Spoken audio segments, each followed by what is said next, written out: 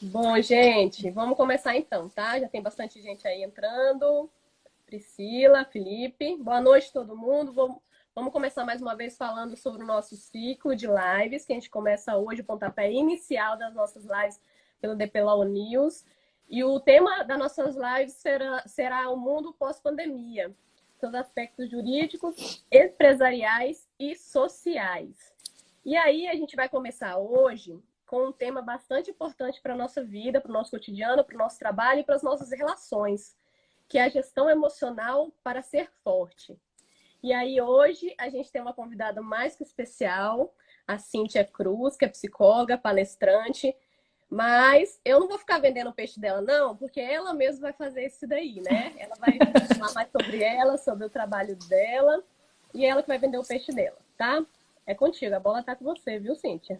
Legal, obrigada pelo convite, pela oportunidade. Eu fico sempre feliz quando as pessoas se interessam por esse tema, porque a gestão emocional, normalmente, ela é negligenciada, quando, na verdade, ela interfere em todos os aspectos da nossa vida.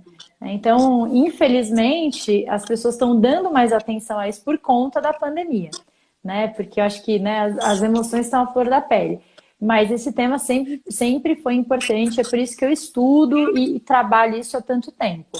Eu sou psicóloga de formação, sempre trabalhei com gestão, com consultoria para empresas, né? Fiz muitos trabalhos com escritórios jurídicos, tenho muita experiência no mundo jurídico.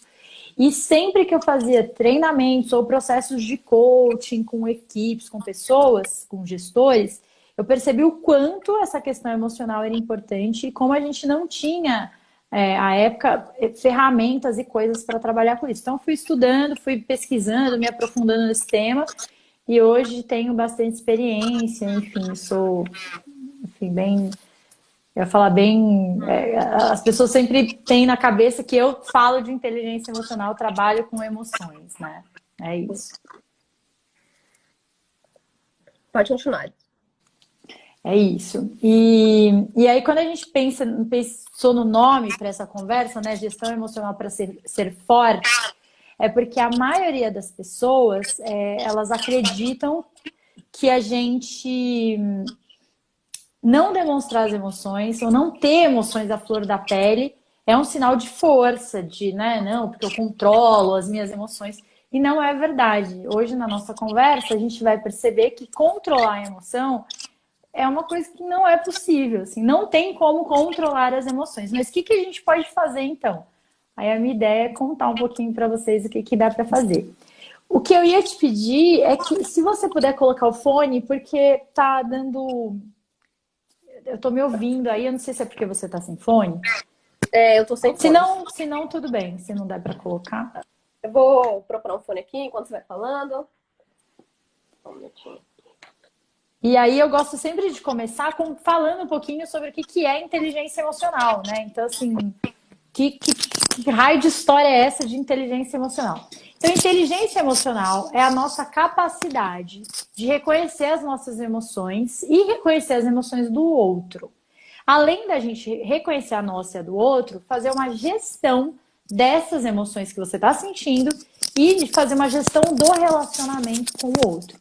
Então, ter inteligência emocional é isso. É reconhecer emoções e fazer uma gestão das emoções.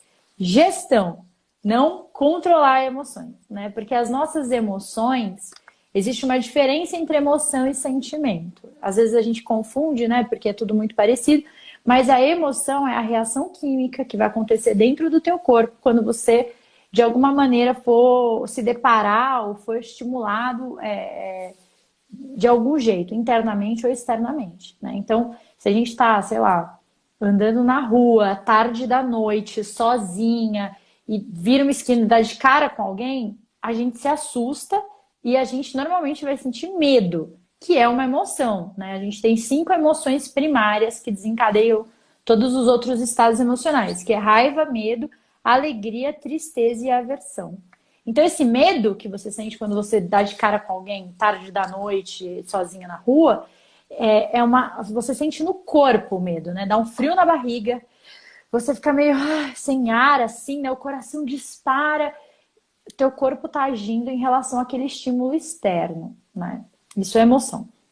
Não tem como controlar a reação química do seu corpo, assim, né? Então você passa por isso, aí você fala, não, calma, deixa eu produzir menos cortisol, pronto, deu certo aqui, parei de produzir. Não funciona assim, né? Na verdade, a gente tem que aprender a gerenciar essa emoção quando ela acontece. E esse é o grande segredo dos grandes gestores ou dos grandes advogados, juízes, né? É muito impressionante quando você vê um advogado num caso, sei lá, super difícil e super desafiador e com aquele monte de gente assistindo e o cara performando super bem, né? Provavelmente ele tem aí, ele sabe gerenciar as emoções dele, porque ele vai estar ansioso, vai estar preocupado, tenso, como qualquer pessoa estaria, mas ele sabe gerenciar, sabe lidar com isso. Tá claro? Sim, tá Deu? claro. Inclusive, até na nossa profissão de advogados, por exemplo, a gente precisa muito dessa situação da gestão emocional que você está falando, desse controle emocional. Por exemplo, se a gente está numa audiência e a gente é afrontado numa audiência, assim, a gente não pode responder à mesma altura para outra pessoa. A gente tem que conseguir ter aquela calma e aquela tranquilidade para poder responder aos estímulos que nem sempre são favoráveis para a gente, né? É. E não só isso, né? Às vezes, quem nunca, né? Você chega lá, abre a pasta, tá faltando alguma coisa. Sim. Ou aparece uma prova, alguma coisa que não, sei lá, passou, você não percebeu e tal. Essa sensação que dá nessa hora que você tá ali, o advogado da outra parte, o juiz, teu cliente, quando você vê, cara, é no seu corpo que a coisa Uhum. acontece. Na Você respiração, ferve. no sangue. Você vai, né? E aí, se você se deixa levar, porque tem uma coisa que eu acho super interessante contar, né? A raiva e o medo, normalmente, esse pico que acontece no corpo dura 90 segundos. Só, 1 minuto e meio. O seu corpo só sustenta uma sensação dessa durante 90 segundos. Então, o seu coração só vai ficar disparado, a sua respiração, tudo isso durante 1 minuto e meio. Só que aí, Visita. Só que aí, o que a gente faz, né? A gente passa por esse medo. Então, digamos que, sei lá, você abriu a pasta lá, pré-audiência e, putz, que raio de documento é esse que eu não sei. Enfim, sei lá. Você vai ficar 1 minuto e meio esquisita. Só que a gente tem a mania de, ao invés de deixar, depois de 1 minuto e meio, a coisa abaixar, a gente continua a pensar sobre aquilo e alimentar aquela sensação. Então a gente continua assim, eu não acredito que meu estagiário deixou isso passar, eu não acredito que eu vi isso agora, e não sei o quê. E você fica nessa conversa interna que prolonga o estado emocional, entendeu? Então, algo que era para durar 1 minutinho, dura, sei lá, 20 minutos ou 1 hora, o tempo que você estiver ali, né, alimentando isso. Então, ter essa consciência desse estado emocional vai fazer toda a diferença para você conseguir fazer uma gestão melhor. Certo. A conexão tá boa aí, gente? Tá tudo ok? Deu uma tremidinha aí? Tá ok, Cíntia? Tá tudo ótimo. Tá ótimo, então. Então tá, eu queria fazer já dentro desse tema aí sobre situação de inteligência emocional, pra gente já começar com uma perguntinha para dar uma pimentada aí no tema. Eu queria ver com você, assim, é uma dúvida, acho que é minha e eu acho que é uma dúvida de bastante gente nesse sentido. Como que eu sei se eu tenho inteligência emocional ou não, diante de uma adversidade, diante de uma situação que faz esse sangue subir, que faz eu ter esse pensamento repentino de o que eu vou fazer, como eu vou agir, se eu estouro, se eu não estouro. Como que eu sei se eu tenho inteligência emocional? Legal, vou falar de 3 indicadores para a gente saber, e não só a gente, para a gente perceber no outro também, né? Porque eu tenho certeza que a partir do momento que eu for falando desses indicadores de inteligência emocional, você vai pensar no seu pai, no seu marido, na sua esposa, nos seus filhos. Você fala, meu Deus, a pessoa tem ou não tem inteligência emocional, né? Então, o primeiro indicador é quanto tempo você demora para perder o seu controle emocional. Sabe aquela história de pavio curto? Tem gente que tem um pavio muito curto, cara. Isso aqui, ó, a pessoa já né, explode, bexilica e não sei o que e tal. Eu tive um cliente advogado aqui de São Paulo, tinha um armário de ferro, sabe, daqueles de ferro na sala dele, amassado. porque toda vez que ele ficava nervoso, ele tacava caneca no armário. Então, assim, né? Era só no armário. Super controlado. Né? A pessoa controladinha. Então, assim, quanto tempo você demora para perder o controle? Por que que isso é um indicador de inteligência emocional e por que que não é legal a gente ser reativo nesse nível? Quando a gente é colocado numa situação de estresse, o nosso cérebro animal toma a frente das nossas atitudes. Então, assim, o cérebro animal, ele tem 3 principais funções. Ele se paralisa. Então, pode perceber, se um bichinho, quando ele tá, sei lá, gato, cachorro, eles estão ali de boa, tal, rola um barulho, acontece alguma coisa, a primeira coisa que ele faz é dar uma paralisada para olhar o que está acontecendo, e aí ele faz alguma coisa, que é fugir ou enfrentar o que ele está vendo ali, né? Nosso cérebro animal é exatamente igual, né? A gente tem uma parcela animal no nosso cérebro que não raciocina, né? Então, quando a gente se deixa levar pela raiva e pelo medo, é que o medo normalmente te paralisa, mas a raiva te faz agir, né? Então, quando a gente se deixa levar pela raiva, as nossas ações provavelmente não vão ser as melhores, né? É nesse momento que, quando o nosso pavio estoura mesmo, assim, queima de vez, que a gente perde o controle, vai lá e bate em alguém, agride alguém, xinga, joga alguma coisa, joga a caneca no armário, né? Ou em alguém, enfim. Então, essas atitudes nunca são legais, nunca são bem elaboradas. Por isso que é importante a gente conseguir segurar esse vulcão inicial da raiva para o nosso raciocínio se organizar, para aí sim a gente tomar alguma atitude. Então, no primeiro indicador, se você perde o controle rápido, se você fica nervoso rápido, menos 1 ponto para você no primeiro indicador. Se você, não, eu consigo, eu seguro a onda e tal, 1 pontinho positivo aí para o primeiro indicador. O segundo indicador é, depois que eu perdi o controle, o quão fundo eu vou nesse chilique, tá? Vamos chamar de chilique com o maior respeito do mundo, mas, né? Então, tem gente que quando fica muito nervoso, o máximo que a pessoa consegue fazer é, tipo, olhar pra você e falar: nossa, tô puta da vida, tô puto. Tipo, é o máximo, assim, né? Já tem gente, quando tá nervoso, meu Deus do céu, né? A pessoa não vai até o fundo do poço, ela cava um pouco mais, ela decora o fundo do poço, ela quer ficar ali, né? Então, assim, qual que é a questão de explodir ou não quando a gente está num auge emocional, principalmente em relação à raiva? É em quem você explode. Porque tem gente que joga lixo emocional nos outros, né? Então, assim, explode perante alguém e xinga e não sei o quê. E isso não é legal. Mas também não é legal não explodir. Então eu gosto de dar o exemplo do trânsito, né? Paulista sempre vai dar exemplo de trânsito, gente. Desculpa, é nossa inferno, esse inferno. Mas, por exemplo, você tá lá no trânsito e já tá irritado porque está atrasado e isso aqui. Alguém te dá uma fechada, você vai sentir raiva, você vai ter esse vulcão, essa explosão dentro de você, de cortisol, de adrenalina e tal. A questão é, você pode abrir a janela e xingar a pessoa, falar um monte de palavrão e a pessoa te xingar de volta, ficar aquela coisa horrorosa. Ou você pode não abrir a janela e xingar dentro do seu carro, explodir dentro do seu carro com você. Ah, que droga, que inferno, e falar todos os palavrões que você tem aí no seu repertório, porque você vai perceber que dá uma esvaziada, que chega uma hora que você até cansa de xingar, né? Mas você tá melhor. O problema é a gente ficar engolindo. Porque a emoção não é uma coisa que você enterra e ela morre. Pelo contrário, quando a gente enterra, parece que ela fica ali, ó, juntando força, criando força para quando ela volta, ela volta 3 vezes pior.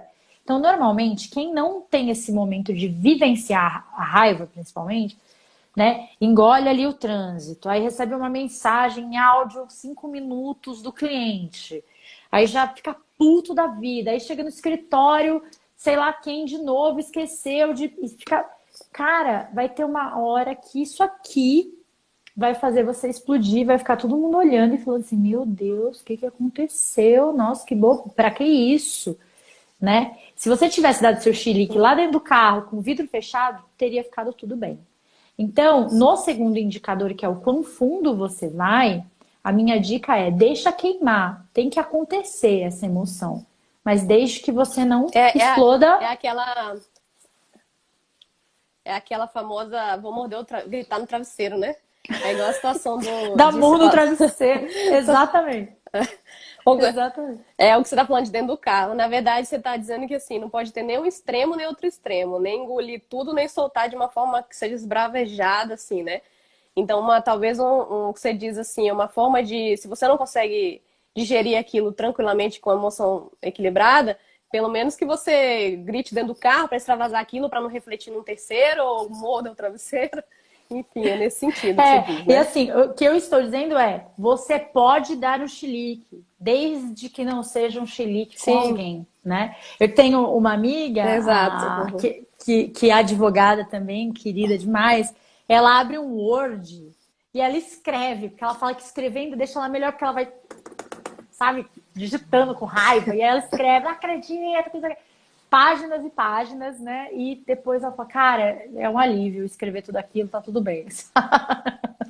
Então esse é o segundo indicador. E o terceiro é quanto tempo você demora para se recuperar do chilique. Então, assim, tem gente que, sei lá, discutir com você hoje de manhã. Cara, eu vou falar disso até semana que vem. Sei lá, vou encontrar a Roberta amanhã e falar, você viu o que aconteceu? Ai, ela é tão grossa, né? Menina, que não sei o quê. Aí passa 2 dias, mas a postura dela é que não foi legal, né? E aí uma semana eu ainda tô ali ruminando. A Susan David, que fala de agilidade emocional, ela usa esse termo e eu acho ótimo, porque é isso. Tem gente que rumina as emoções, vai ficar ali...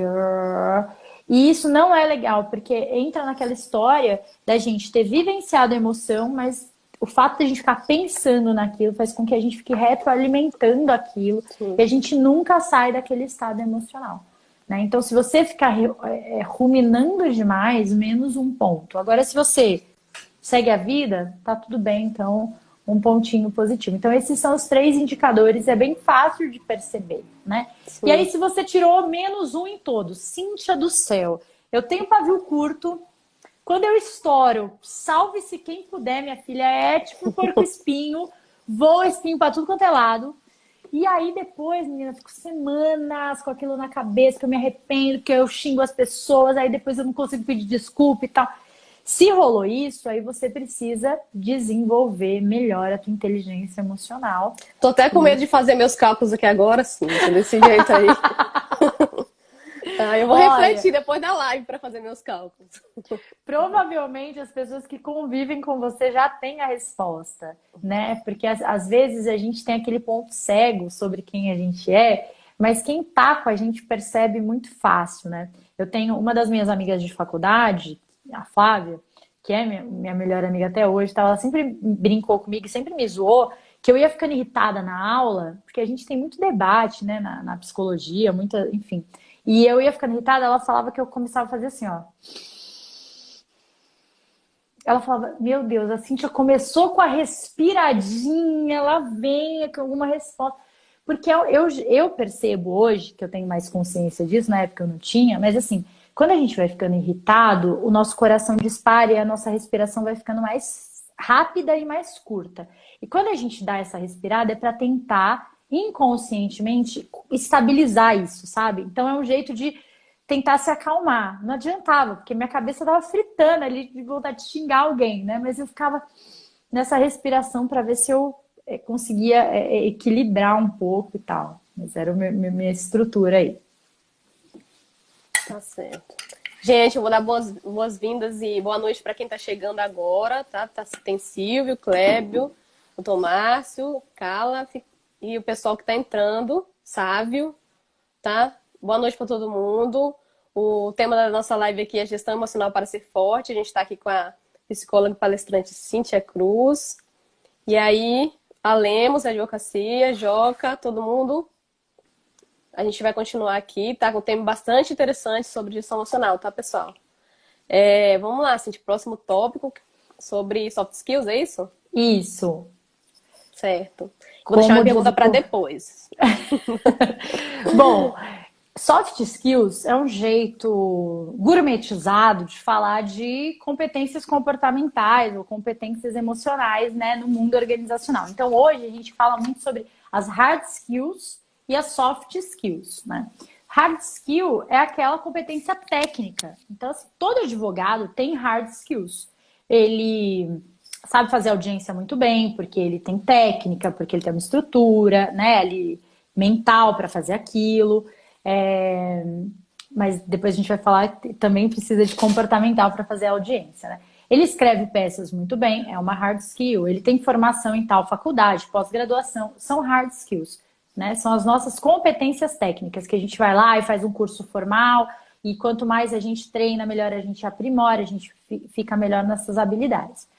As soft skills, que de soft não tem nada, né? Porque na verdade são as nossas habilidades humanas, né? Que é gestão emocional, comunicação, né? Tem umas outras aí, mas essas são as principais. Então, para você fazer uma boa audiência, você precisa se comunicar bem e você precisa gerenciar bem esses teus estados emocionais para que você consiga focar, falar o que é necessário. Então, a audiência requer técnica e comportamento, requer os dois grupos de habilidades, né? Agora, receber um cliente que não consegue contar a história dele, ou o caso dele, porque ele não consegue parar de chorar, lidar com isso, não tem aula na faculdade que te ensinou a como é que você faz isso. Tipo, o que eu faço com essa pessoa, né? Ou tem um problema na equipe muito sério, tipo de advogados que não gostam um do outro, que não se respeitam em reunião e tal. Não tem técnica, né? Você não aprendeu tecnicamente como lidar com isso. São questões muito ligadas à inteligência emocional. Então, quando a gente fala de soft skill, é disso que a gente está falando, dessa nossa capacidade aí de fazer essa gestão para se comunicar melhor, para interagir melhor com as pessoas e tal. Certo. Bastante interessante esse tema de soft skills e hard skills, porque hard skills é o que a gente busca na vida durante todo o tempo, né? Capacitação profissional, ser melhor profissionalmente, fazer vários cursos, enfim. E aí a gente se preocupa mais com isso e acaba esquecendo a parte do soft skills, que é essa parte de relação interpessoal e de gerenciamento emocional e das relações em geral, né? E aí, ó, você... tem um Pode falar. dado que há 5 ou 6 anos era 80%, agora já está em 90% das demissões tem como causa questões comportamentais, ou seja, soft skills ou a falta delas, né? E não questões técnicas, porque olha só, você é contratado por conta das suas hard skills. O teu contratante, ele pega o teu currículo, vê lá o que você tem de técnica, o que você aprendeu, onde você estudou, né? E, enfim, que tipo de caso você trabalhava antes. Ele está olhando só para as suas hard skills. Sim. Mas a tua constância nesse escritório, o relacionamento com a equipe, tudo isso vai se dar pelas soft skills. Então, olha que louco, né? A gente tem um mercado que vai te exigir soft skills, mas que não vai desenvolver soft skills.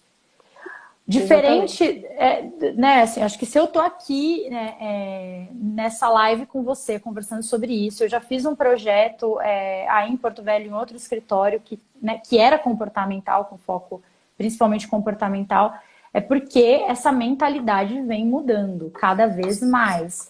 Né? A quantidade de lives e de aulas que eu tenho dado nessa quarentena para equipes é impressionante. É muito interessante esse movimento. Então, eu acho que existe sim uma mudança no mercado e eu fico muito feliz, assim, acho muito importante. Sim, bastante trabalho para você, né? Vem. Mas é uma coisa bastante interessante mesmo que você está falando, porque é o que você disse, né? A gente, para contratar uma pessoa, olha só o currículo dela e só no dia a dia, lidando com a pessoa, que você vai ver que às vezes o currículo é muito bom, mas que ele não tem a parte comportamental que seja interessante ou que seja equilibrada e acaba prejudicando até a parte técnica também, nesse sentido, né? Exatamente. E não tem como descobrir se não for na convivência do trabalho. Não tem jeito. Exatamente, não tem jeito. A gente tem que ver, podia ter um mecanismo de contratação que você descobrisse, né? Claro que através do RH, entrevistas e tudo mais, você consegue alguma coisa, mas mesmo assim tem coisas ocultas que só no convívio que você consegue identificar, né? E aí, o interessante também é que mesmo com toda essa vinda agora de tecnologia, agora mesmo com a pandemia, que a tecnologia está sendo acelerada, né, para a gente conseguir lidar com ela e tudo, as soft skills, elas ainda são extremamente importantes. Mesmo com a tecnologia bombando, eu acredito que esse tipo de ferramenta, acho que nunca vai deixar de ser vigente, de ser necessária, né? Porque as relações a gente vê agora que são muito necessárias. E aí, você saber se relacionar te dá muitos saltos na vida também, profissional e pessoal. Tem um exemplo que eu gosto de dar sobre isso, porque o nosso próximo tópico é como desenvolver, né, as soft skills e tal.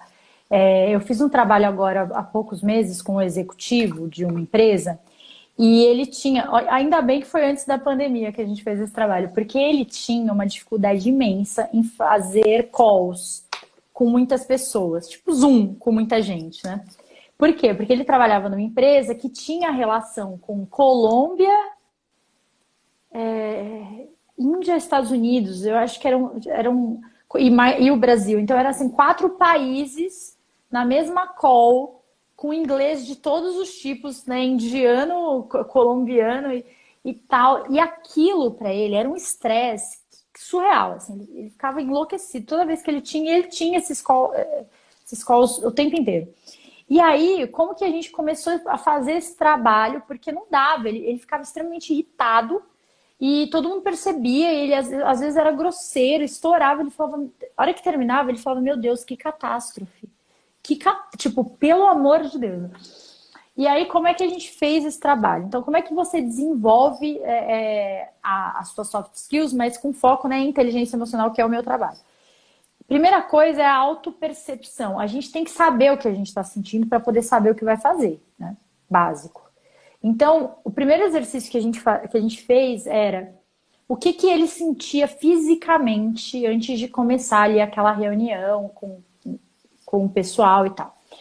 E aí ele começou a perceber, ele falou, cara, eu sinto sim meu coração disparar, eu sinto uma coisa assim na boca do estômago, eu não consigo nem comer. É uma coisa no estômago, coração disparado e a respiração sempre fica mais rápida, né, mais rasa. É assim que eu fico. E desde quanto tempo você fica? Aí ele começou a prestar atenção, por exemplo, a reunião era 2 da tarde, meio-dia ele já estava assim. Ele já percebia que o corpo dele estava desse jeito. Então, esse é um exercício básico de autopercepção. Como que ele percebia? A gente começou a fazer um monitoramento, tipo, sei lá, vou ter 3 reuniões na semana, então ele colocava lá na agenda para 2 horas antes ele já começava a prestar atenção como ele estava, como que o corpo dele estava, né? E aí, o segundo passo é a autogestão. Tá bom, tô sentindo o que está acontecendo aqui, o que eu vou fazer? Então, no caso dele, tá, cara, ele depende da pessoa, né? Assim, no caso dele deu certo assim. 5 minutos antes, 5 minutinhos só antes dele começar o call, ele sentava e fazia um exercício de respiração, que é um exercício de baixa frequência respiratória. Então, ele respirava bem fundo, soltava o ar bem devagar, porque isso automaticamente regula o batimento cardíaco. Só isso que ele fazia. Não tinha nem, mentalização, não sei o quê. Não era nada disso. Era um exercício de respiração que ele fazia 5 minutos antes, ou às vezes 3 minutos antes. Como o batimento dele caía e a respiração estava mais regulada, ele começava com outro estado emocional, porque estado emocional, coração e respiração está diretamente ligado. Então, ele começou a criar esse hábito de fazer esses exercícios e assim, de uma semana para outra, o resultado foi um negócio absurdo, absurdo. E ainda bem, né? Porque agora com essa pandemia, imagina a quantidade de calls com 4 países que ele deve estar fazendo, né? Sim, ajudou muito isso aí. Tem um pessoal aqui falando já, eu acho que ela até já, a Cintia até já respondeu a pergunta da Carla aí sobre como a gente pode trabalhar e desenvolver as soft skills, foi a pergunta dela. A Cintia já deu algumas dicas aí. Mas posso falar responder mais sobre isso? Posso. Sim, certo. Então pode falar, porque também é minha dúvida. Neste caso, nós fizemos um trabalho individual com ele, sessões individuais. Não era terapia. E também não foi coaching, tá? Porque o processo de coaching é um processo que tem ali uma quantidade de sessões específicas, que na maioria das vezes são, sei lá, 10 sessões, 12, né? No caso dele, nós fizemos, acho que 4 sessões, só com foco em estados emocionais, tá? Então, a gente fez um pacote, entendeu? E a gente foi trabalhando cada um dos pilares da inteligência emocional nessas sessões. Então, a gente tinha conversas mais ou menos ali de 2 horas cada sessão para entender bem especificamente qual era a necessidade dele no momento que ele estava, por ser executivo, equipe, empresa, tudo isso, tá? Então, a gente faz um trabalho individual de educação emocional. Porque é um trabalho de educação, a gente não aprendeu essas coisas, né? Uma outra maneira é por meio de treinamentos. Só que o treinamento, ele não é individualizado. Você vai receber o conteúdo, né? Então, nos meus treinamentos, por exemplo, eu sempre explico o que é inteligência emocional, falo dos pilares, dou as ferramentas. Então, eu falo sobre todas as ferramentas que eu tenho acesso de gestão emocional. E você que vai entender qual que faz mais sentido para você. No caso do trabalho individual, não. Eu já vou entendendo ali como é que aquela pessoa funciona e já vou selecionando as ferramentas que eu acho que fazem mais sentido para aquele caso, né? Então, você pode desenvolver por treinamento ou por trabalhos individuais. Posso desenvolver sozinha? Pode. Só que você vai gastar uma super energia, né? Eu sempre recebo alunos nos cursos de inteligência emocional que já leram o Daniel Goleman, que é o pai da inteligência emocional, né? Alguém sempre leu alguma coisa dele, né? Só que a pessoa fala, nossa, muito legal o livro, nossa, adorei o livro. Eu falo, tá, e o que você colocou em prática? Ah, assim, eu não coloquei muita coisa porque é bem técnico, né? Sim. E né? Enfim. Então, assim, eu posso dar dicas depois, só no final, porque tem que ficar até o final, Tá de livros que são mais práticos sobre inteligência emocional. Mas é sempre legal ter um profissional te acompanhando, né? Um profissional cacheado, um profissional legal, que mora em São Paulo. Tá certo. Olha, a Luciene tá falando aqui, ó. Seria interessante trabalhar o pensamento para gerar um comportamento? Eu penso, sinto e isso altera o meu comportamento. Você concorda? Concordo, e aí acho que ela já acaba entrando no nosso próximo tópico, né? O que acontece? Eu já vi alguns coaches chamar de ciclo de crenças. Na verdade, o Paul Ekman, que trabalha emoções, chama de linha do tempo emocional. Cada pesquisador e cada área dá um nome, tá? Mas tem uma sequência aí cerebral para a emoção acontecer, né? Então, assim, a gente vai ter um pensamento ou uma necessidade não atendida, tá? Mas que vai passar pelo pensamento. Então, a gente sempre vai ter um caminho neural originando a emoção. Por exemplo, se eu tiver, o exemplo que eu dei da rua, né? Se eu estiver andando na rua, sozinha, tarde da noite, e tiver um cara na rua, na sombra, escondido, e eu não ver que aquele cara tá ali, eu não vou ter medo, eu não vou me assustar. Eu vou continuar tranquila. Agora, se eu vejo, eu falo, meu Deus, tem um cara ali escondido, que... Cara, aquilo é um processo mental que eu tô fazendo, né? Eu tô olhando aquela pessoa, tô indo lá resgatando minhas memórias, lembrando se eu já passei por isso antes. Tudo isso em frações de segundos, assim, é rapidinho, né? O pensamento gera o estado emocional. Então eu vejo aquilo tudo e, putz, aí começa, né? O coração dispara, não sei o que e tal. E a gente sempre se comporta de acordo com o nosso estado emocional. Porque não tem como acontecer esse monte de reação física no teu corpo sem você demonstrar que aquilo está acontecendo. Então, no meu caso, você percebe que a minha bochecha começa a ficar vermelha, né, a pupila dilata, a respiração fica diferente, se eu tiver, né, começa a tremer. Então, é perceptível. E quando eu me comporto no mundo, isso gera um resultado. Eu estou dando esse exemplo que é drástico, mas vamos para um exemplo de rotina do escritório. Sei lá, você... Lembrei de um caso específico de uma cliente. Ela morria de medo de fazer audiência. O problema dela era a audiência. As tais audiências tão temidas. E aí, uma das primeiras audiências que ela fez pelo escritório novo que ela estava, o dono do escritório, sócio, foi junto com ela. Tipo assim, vou assistir essa audiência. Gente, aí ó o processo mental, né? Ela começou com os pensamentos. Meu Deus do céu, esse cara tem quantos anos de experiência? 30? Pelo amor de Deus. Se eu falar isso aqui errado, ai meu Deus, eu sempre conjugo aquele verbo errado. E ela ali, ó, pensamento acontecendo. E ela, meu Deus do céu, ele vai me mandar embora, vai assistir essa audiência. Cara, esse tipo de pensamento gera qual estado emocional? Ansiedade e medo. Alguém que está com medo e com ansiedade, como se comporta? Fica meio atrapalhado, porque o medo, ele interfere principalmente na nossa cognição, né? Assim, a gente não consegue pensar direito quando a gente está com medo e quando a gente está ansioso. Então, né, você não consegue pensar direito, você fica meio atrapalhado, meio não sei o quê. E aí você começa a agir dessa maneira. Agora imagina o sócio do escritório com você. Você vai fazer a audiência do cliente do escritório. E aí ele olha para você e vê você toda atrapalhada, toda, esqueci, não sei o quê. Cara, isso vai gerar um resultado. Ele também vai começar a ficar ansioso, né? E pode te falar alguma coisa, calma, não sei o quê, né?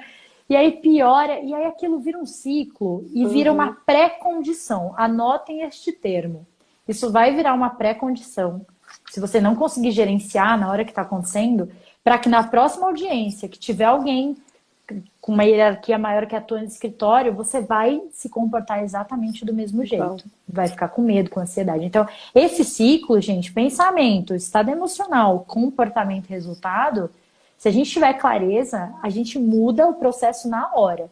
Então, por exemplo, cliente tal é chato, né? Eu sei que é uma coisa que nenhum advogado pensa, jamais, é só um exemplo, tá? Cliente tal é chato. Aí você chega no escritório, abre tua agenda, vê lá, reunião com o cliente chato, né? Com o cliente tal. Cara, você já começa num processo mental, tipo, puta que pariu, sério que esse cara marcou reunião sexta-feira às 5 da tarde? Porra, não acredito, não sei o que. Chato pra caralho. Aí você vai tomar café, encontra outra advogada, né, no café e fala assim, não acredita. Fulano de tal, marcou reunião hoje, 5 da tarde. Pelo amor de Deus, né? E aí, olha o estado emocional que você está gerando. Você vai ficar o dia inteiro com aquele estado emocional até as 5 da tarde. Quando você sentar para falar com o cliente, você acha que ele não vai perceber o estado emocional que você está? Né? Enfim, então a gente precisa ter consciência desse processo, né? É uma coisa que eu trabalho muito e eu vou trabalhar para sempre, porque a gente, né, não tem como, mas às vezes eu me pego pensando alguma coisa, eu falo, meu Deus, parou com esse pensamento aqui, pode parar. Vamos repensar isso aqui, porque principalmente quando a gente se dá conta do nosso estado emocional, né? E como que a gente se dá conta? Pelo comportamento, que as pessoas falam, né? Nossa, tá emburrada hoje, o que foi? Ou, nossa, precisa responder desse jeito? E aí a gente, ao invés de ouvir aquilo e falar, cara, deixa eu repensar aqui, né? O que a gente faz? Reage. A gente fala, falando assim como? Ou, né, a gente fala, você que é muito mimizenta, mas, gente, tô ótima hoje. Quem que tá nervosa aqui, né? Então, assim, escuta quando alguém sinaliza alguma coisa, porque às vezes o teu comportamento denuncia o teu estado emocional e você não estava nem consciente disso, né? E você fala, é por isso que fala que às vezes está na sua cara e você se comporta com o que você está pensando e aí tem gente que não consegue disfarçar e acaba, né, ficando bem claro isso. Exatamente. Exatamente. Tem alguma pergunta? Eu tenho até um comentário para fazer aqui, nesse sentido até. A gente sabe que muita gente tem alimentação desregrada, ou é muito agressivo, igual você já até pontuou antes aí.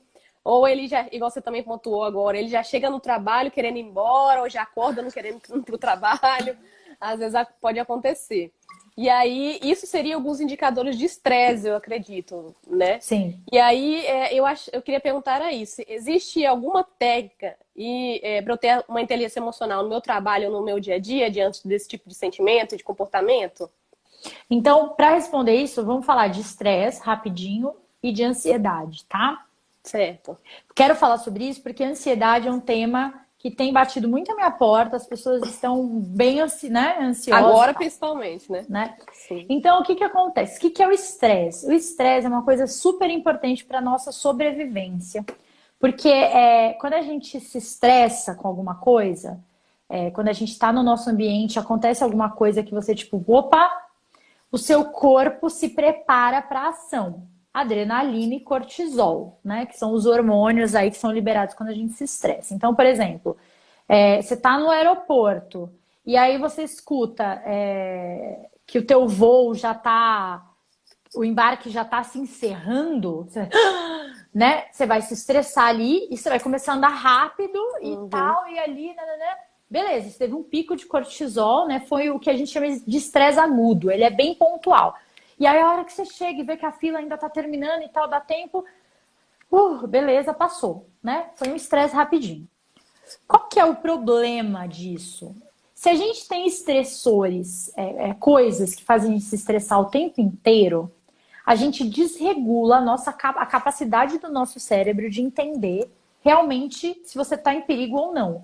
Então, ó, eu não vou morrer se eu perder meu voo, mas pro meu organismo, pro meu corpo, é como se fosse, entendeu? Então, assim, meu Deus, posso morrer. É como se o seu Perigo, corpo né? entende, o seu corpo entende assim, perigo. Aí você vai, eu vou, tal, não sei o quê. Aí você entrou no voo, tal, tá desligando o celular, vem uma mensagem, sei lá. A audiência tal vai ser adiantada. Como assim? Tudo de novo. Aí você vai passar o voo inteiro, ainda mais se for Rondônia, São Paulo, né? Você vai ficar ali horas sofrendo. E aí você chega aqui, você já tá, não sei o quê. Aí qualquer mensagem já te dá um negócio. Então, assim, hoje, o homem moderno, ele tem uma série de estressores que fazem ele entrar o tempo inteiro nessa sensação de perigo, que não é um perigo real, mas que faz com que o corpo dele, que estava acostumado lá, pela nossa história, a ter sustos desse tipo, sei lá, 5 vezes ao dia, hoje a gente tem 2.000 vezes ao dia. Né? Uma pessoa que está o tempo inteiro no celular, e-mail, não sei o quê, tem um nível muito alto. Então chega uma hora que teu corpo não sabe mais se você está em perigo ou não. E aí é que entra as crises de ansiedade ou as crises de pânico, que você tá de boa em casa, vendo Netflix, e aí do nada seu coração dispara, começa a te dar uma falta de ar, você tem uma sensação de tipo, que tá acontecendo alguma coisa, você escuta o seu coração, parece que tá batendo aqui. E aí você fala, meu Deus do céu, vou morrer. Vou morrer, aí você abre a janela e respira e chama um médico, tem alguma coisa errada e não sei o que e tal. E aí você pode até ir pro médico. Aí você chega no médico, faz uma bateria de exames e ele fala, nossa, mas tá tudo bem, você tá ótima. Aí você pega, volta pra casa, né? Ai, tá ótimo. Aí você fala, eu tava vendo televisão, o problema é a televisão não tá legal. Aí você não vê mais televisão. Aí, 2 dias depois, você tá no carro indo trabalhar, tem um ataque de novo. Aí você fala, é o carro, eu não posso dirigir. E aí você acha que é algo que tá vindo de fora, mas não é um processo interno, tá? Então, a gente tem que começar a identificar os nossos estressores. Trânsito é estressor. Se cara, você sabe que você vai pegar trânsito todos os dias, não tem como fugir, é um estressor diário. Você tem que aprender a lidar com esse estressor da melhor maneira possível. Você pode ir mais cedo, você pode fazer um trabalho, sei lá, vai ouvindo audiobook no trânsito, alguma coisa, mas você tem que gerenciar esse estressor, né? Cara, toda vez que o gestor lá, o meu chefe, sei lá, meu gerente me cobra, eu fico puto da vida. Eu odeio ser cobrado. Se você odeia ser cobrado, então não seja cobrado. Dê feedback antes, passe um status do que você está fazendo, sei lá. Mas assim, eliminar estressores é um processo super importante para a nossa gestão emocional e para evitar que a gente desregule a nossa capacidade de saber se a gente está em perigo ou não. Ou seja, se você vai ter ou não vai ter ataques ansiosos, né? Esse ataque ansioso que eu dei o exemplo, né, que a pessoa está em casa, isso é um ataque de ansiedade, um ataque de pânico, vamos chamar assim. É diferente de estados ansiosos. Estado ansioso é aquela inquietude, sabe? Que você fica meio, não sei o quê, aí vai, faz negócio, aí não consegue, aí não sei o quê. Isso é um estado ansioso. Não quer dizer que você está doente, que você tem que procurar um psiquiatra e tomar remédio. É diferente da ansiedade de patologia. Então a gente tem que saber diferenciar. Se você que está me assistindo já teve um ataque desse, um ataque de ansiedade desse, que o coração disparou, você achou que você fosse morrer, ou se você tem tido isso, ou se alguém que você conhece tem isso, a minha dica para uma crise dessa é: não adianta tomar um remédio no meio da crise, porque o remédio vai demorar 20 minutos, 15 minutos para o seu corpo realmente absorver. A crise dura 5, 8 no máximo.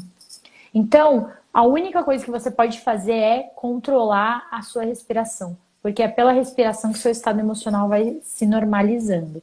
E se você está vendo alguém ter uma crise de ansiedade, né? E pelo menos eu tive muitos clientes advogados que presenciam muito isso com o cliente e tal. Você vai fazer o quê? Você vai levar a pessoa para um lugar aberto ou perto da janela, porque ela tem uma sensação que não tem ar suficiente no lugar, né? Então leva ela para um lugar, tira a gente de perto, fica só você e ela, leva ela para esse lugar que ela pode respirar, coloca a mão dela no seu coração ou aqui no seu peito e respira com ela devagar. Puxa o ar, solta o ar devagarzinho. Só isso que você pode fazer.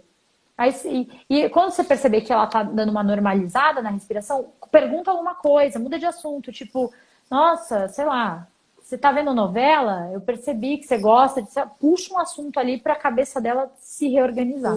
É o que dá pra fazer, tá? Muito legal esse ponto de vista. A Priscila tá até aqui falando, muito bom esse ponto de vista com relação às cobranças, né? Nesse sentido aí que você se posicionou. A gente achou a abordagem bem diferente e veio a calhar, até interessante. E, na verdade, o que você fala aí, que eu achei bom, o ponto que você tocou aí também, foi nessa situação de saber identificar os estressores para depois eliminá-los, né? Porque você não tem como você eliminar uma coisa que você ainda não conseguiu identificar. E aí não, tem e que parar para fazer essa reflexão. Às vezes você não vai conseguir eliminar. Tipo, não dá para eliminar um gestor. Não dá para eliminar o trânsito. A gente tem que lidar com aquilo. Mas, cara, de verdade, a gente, estado emocional, na maioria das vezes, é escolha. A gente escolhe se deixar levar ou ter uma atitude diferente, né? Sim. Esse controle da respiração que você falou aí também é muito importante. É fundamental. Fundamental. Isso mesmo. Tá certo. Tem mais algum outro tópico? Ou a gente pode fazer mais algumas perguntas, algumas pontuações? O que você...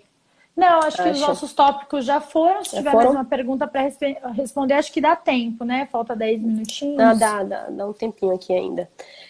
Bom, uma coisa que eu queria falar, até compartilhar com todo mundo, é nesse sentido da situação emocional, principalmente agora que a gente está passando por essa pandemia, né? Uma coisa que eu identifiquei nos últimos tempos, agora nessa situação de ficar em isolamento, de ficar dentro de casa, de fazer home office e tudo mais. Então, ultimamente eu aprendi que os nossos pensamentos diários, eles definem o resto do nosso dia inteiro, né? Então, o que você acorda pensando define o seu comportamento no resto do dia todo. Então, por isso, logo que amanhece ou que eu acordo, eu procuro sempre ter esses pensamentos positivos, ter um pensamento de gratidão, isso tudo me ajuda a seguir com o resto do dia, né? E ainda mais agora, igual eu falei, nessa situação.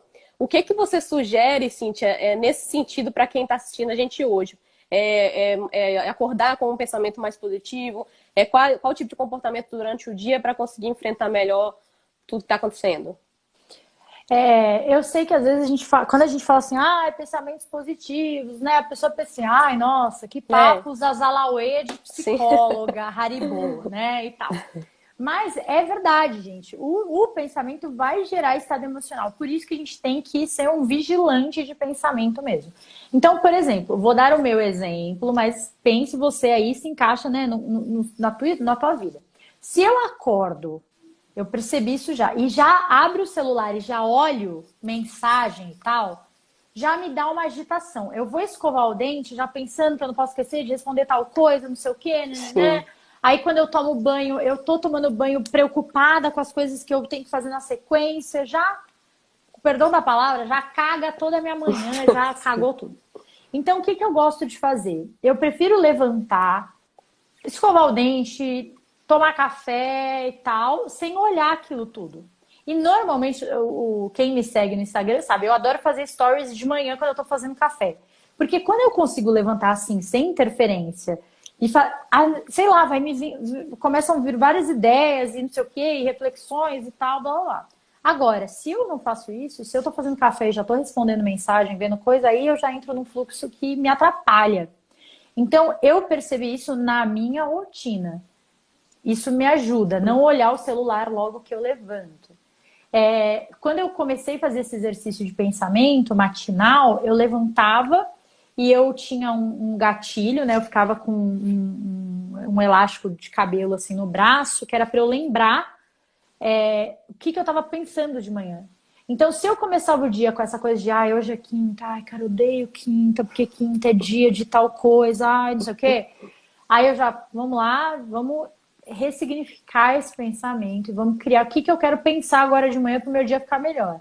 Tipo, beleza, eu odeio quinta porque tem tal coisa, mas tem a outra coisa que é mais legal, ou sei lá, amanhã é sexta, eu tentava mudar esse processo. Justamente porque você tem toda a razão. Se você tem pensamentos de gratidão e pensamentos positivos de manhã, você cria estados emocionais diferentes e você consegue ter resultados diferentes no teu dia. É isso. Sim, e também acho importante essa situação, igual você falou aí de acordar e já pegar o celular logo, já entrar na rede social, já ver notícia e tudo.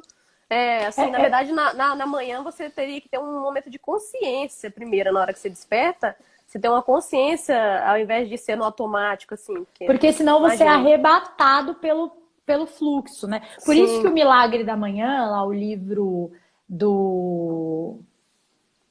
Ai, não consigo lembrar o nome dele, mas o Milagre da Manhã fez tanto sucesso. Porque a sequência lá do Milagre da Manhã, os Savers, ele é uma sequência que faz você criar estados emocionais positivos um na sequência do outro, fazer produzir hormônios da felicidade logo cedo. Então você faz atividade física, medita, visualização, é tudo para criar um estado emocional positivo. Então, assim, se alguém quer alguma coisa efetiva, tem lá a ideia do Milagre da Manhã.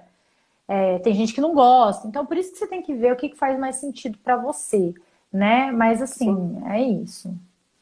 Tá certo. Pessoal, pode começar aí também as perguntas, tá? Já estamos abrindo para as perguntas.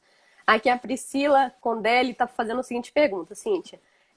Como podemos abordar este estado emocional com o próximo para ajudá-la a gerir esses sentimentos? Perguntando. Porque às vezes a gente acha que sabe o que o outro está sentindo, né? Então, e não necessariamente você sabe.